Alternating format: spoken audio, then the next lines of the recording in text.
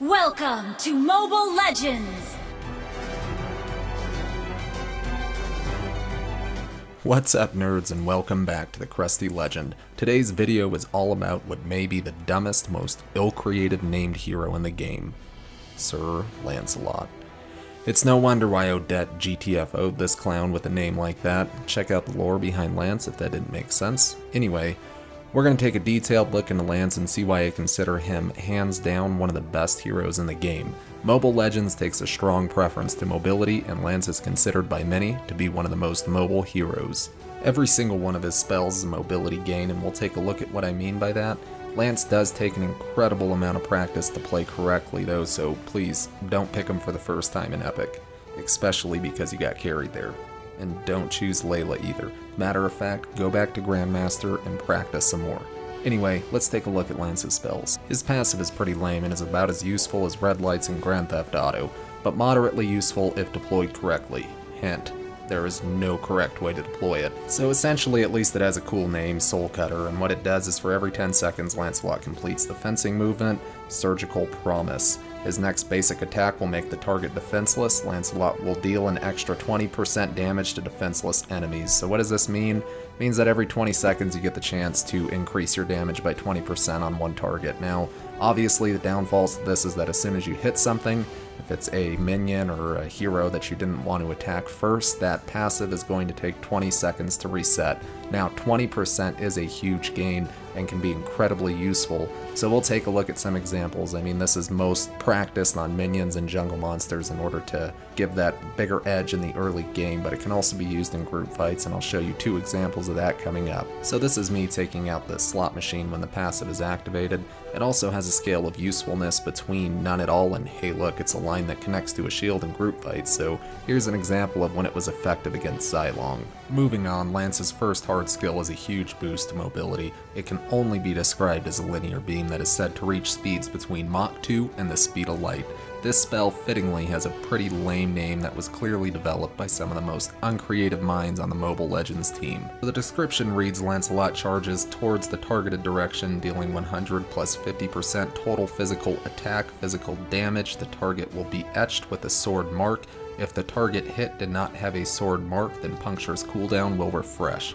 So essentially what this means is that as long as you hit something, then the cooldown will automatically be refreshed and you get to use it again. So the goal here is to use this spell and make sure that you hit something the first time. This will make it an instant cooldown next time and give you even more mobility, and this is why that I believe Lance is one of the most mobile and agile heroes in the game. Now the reason I said that he takes a lot of practice is because of this spell, or at least one reason is because of this spell. It does take a fair amount of anticipation as to what the enemy hero is going to do in order to use this spell effectively. It also takes a lot of practice with the timing to make sure that you use this spell optimally, and what I mean by that is I'm going to show you some examples of how it is used and when to use it and the different uses behind it. However, you need to practice the timing of it. It can be used to do some pretty basic area of effect damage to multiple minions as seen in this example, but do be cautious of using it this way, especially when heroes are around. You need to have this skill off of cooldown as much as possible.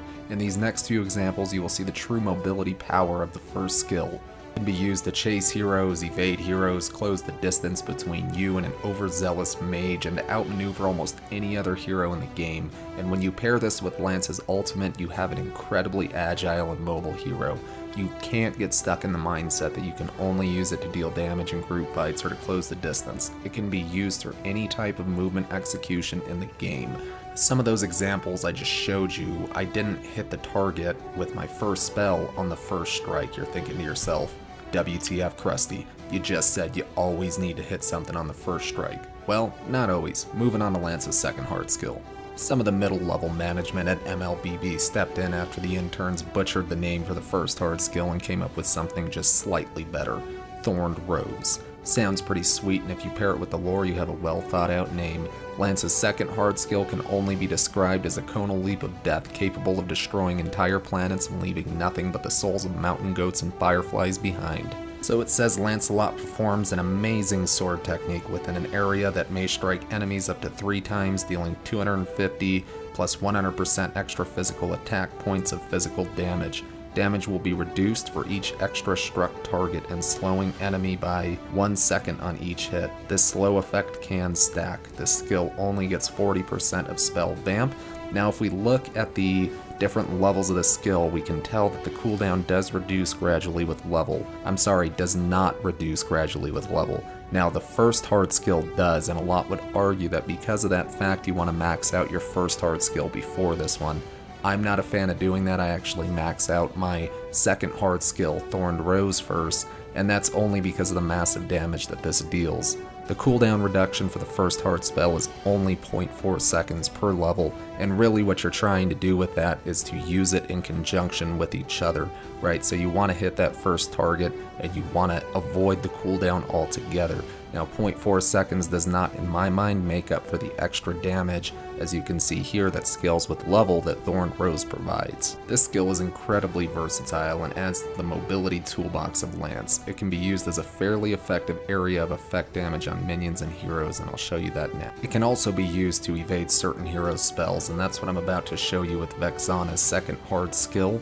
It's not just Vexana's that he can dodge, but if you pay close attention when Vexana drops that second skill, I will use this one to make sure that it doesn't hit me, but it could also be used for Cyclops' ultimate and a bunch of other spells that you can evade totally just by using that skill, again, with the right timing techniques. And here are some just more examples of how it can be used. I mean, you can use it to slap your ally in the face by taking the last hit on a kill or minion. It can also be used to tower dive, poke, and otherwise annoy the hell out of the enemy. It does come in the form of a triangular spell guide, so it does take some practice when attempting to hit heroes within certain engagements. This spell is frequently paired with the first skill in both early and late game. All three of Lance's hard spells work together, and I'm going to explain that in more detail here shortly. But let's move on to Lance's last skill, his ultimate, or his third hard skill. I'm not going to go into too much detail other than it can only be described as a ballistic missile shot directly out of Jesus' finger and intended to bring holy fire on anyone or anything in its path. The description here reads, after a short period of charging, Lancelot performs an executioner strike in a forward direction.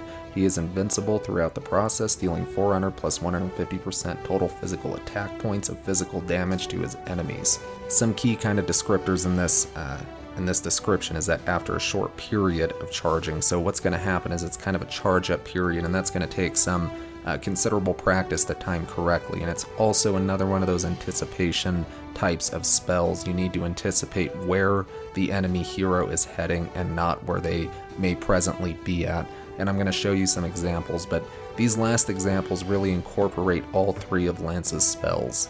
Really, all three of these spells work together, and in order to achieve the most optimal Lancelot, you need to learn how to work these three spells interchangeably, and also all of them need to work together. And I'm going to show you what I mean by that here coming up. In this first example, and maybe another one too, I do have Angela who ultied me, so I am a little more protected, but as you can see, I use those spells to get in, do damage, get a kill, and I also use them to get out, and same here with Xylong. So as I'm continuously using these spells together, I am able to not only get kills, but also evade death as well. And as you can see in here, I'm able to use the the three skills in order to deal AoE damage almost every single time, and that's what you really want to aim for. You need to be able to use these spells to deal the maximum amount of damage. And I'll pull up Lance's stats here as I continue to talk and kind of give you some more tips into Lance. I'm telling you, he's a hero that requires a lot of practice, and it's also a hero that you need to have some experience with, because in order to use these spells effectively, you need to be able to know what the enemy hero is likely to do, so that way when you go to use your ultimate or you go to use your first hard skill, you are able to anticipate the movement and land that effectively. If not, and you miss on your first skill and you don't get that cooldown reset, then you may be in for some trouble. So definitely Lancelot is one of those heroes that you can't just pick up right away. I highly recommend you go practice in Classic. I'm just going to show this clip here from the beginning because I did get a Maniac kill. Pretty sweet, I know. Oh, stop guys, you're too much. But you may be wondering why I didn't do a gear section in this tutorial, and the reason why is because I really wanted to do a separate video on that. I just In my past tutorials I included the gear in there, and I feel like it just isn't enough time to go over it in enough depth. So look forward to that video. I will be posting it soon, and it's going to talk specifically about Lance's gear. Anyway, I'm going to go ahead and play. I have 2 replays here that I saved. I'm going to go ahead and just skip to the highlights, let you watch, and let you get a better feel for what the actual gameplay of Lance is like. But hey guys, I really appreciate you watching. If you are watching this, please subscribe us together. That's going to help you be better, and hopefully I can get better in the process because I'm not that good. But anyway, make sure you comment on this video. Tell me what tutorial you want to see next. Make sure you like it, share it, let your friends know that they can come here to get some good quality tutorials, and I will see you guys next time. Thanks for watching.